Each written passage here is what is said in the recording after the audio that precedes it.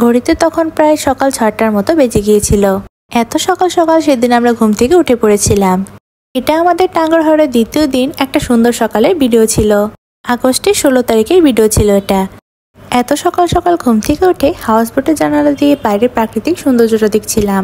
চারিদিকে সবুজ হাওরের জল, আর মাঝখানে আমরা হাউস বোটের মধ্যে ঘুরে বেড়াচ্ছি। তার সাথে হাওরের জলের মধ্যে ছোট ছোট বৃষ্টির ফোঁটাও পড়ছিল। আকাশটা একদম মেঘলা ছিল, আর ওই দূরে দেখা যাচ্ছে মেঘালয়ের পাহাড়। মেঘালয়ের সবুজ পাহাড়ের মধ্যে ওই দূরে দেখা যাচ্ছে সাদা সাদা মেঘ পড়ে আছে। এরকম পাহাড় দেখতে সত্যি অনেক সুন্দর লাগছিল। চারিদিকে একদম নীরব, আর ভোরবেলা পাখির ডাক, সবকিছু মিলিয়ে অনেক ভালো লাগছিল। এত সকাল সকাল তো আমাদের নর্মালি ওঠা হয় না, কিন্তু এমন প্রাকৃতিক পরিবেশ সবকিছু মিলিয়ে অনেক ভালো লাগছিল।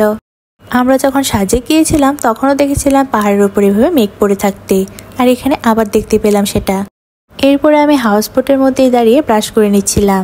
হাওরের জলে ভেসে ভেসে হাউস বোটের মধ্যে সারা রাত ছিলাম। হাউস বোটের মধ্যে ব্রাশ করছি, মানে সকালটা অন্যরকম কাটছিল। তার সাথে বাইরের এই সুন্দর পরিবেশ সবকিছু মিলিয়ে খুবই সুন্দর লাগছিল। টাঙ্গুয়ার হাওর থেকে আমরা ব্যাক করবো যেদিন, এটা সেদিনের ভিডিও ছিল। তো সকাল সকাল হাউস বোটটা আবার আগের জায়গাতে ফিরে যাচ্ছিল। তাই এদিকে যে মেঘালয়ের পাহাড়গুলো দেখতে পাচ্ছিলাম সেগুলো আস্তে আস্তে কমে গিয়েছে। তবে মেঘালয়ের পাহাড়ের এই যে মেঘের সৌন্দর্যটা, এটা দেখতে হলে কিন্তু একদম ভোরবেলা উঠতে হবে। যখন রোদ উঠে পড়ে, পাহাড়ের উপর রোদ পড়ে, তখন কিন্তু মেঘগুলো সরে যায়। তখন এই মেঘ পড়ে থাকা পাহাড়ের সৌন্দর্যটা একদমই দেখা যাবে না।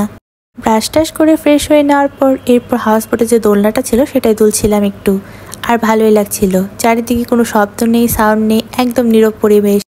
হাওরের জলের থেকে শুরু করে সবকিছু একদম নীরব ছিল।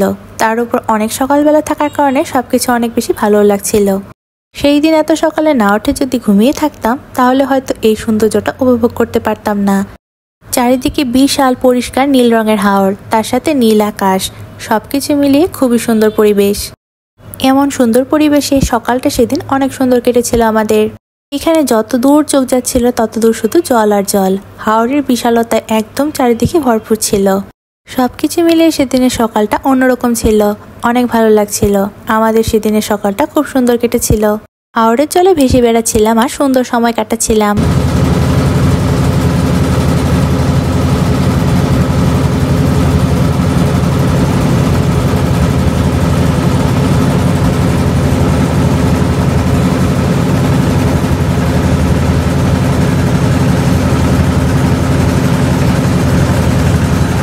সেই দিনের হাওরের সুন্দর সকালের সাথে বাইরের সুন্দর পরিবেশ সবকিছু মিলিয়ে আমার আজকের ভিডিওটি তোমাদের সাথে এখানেই শেষ করছি।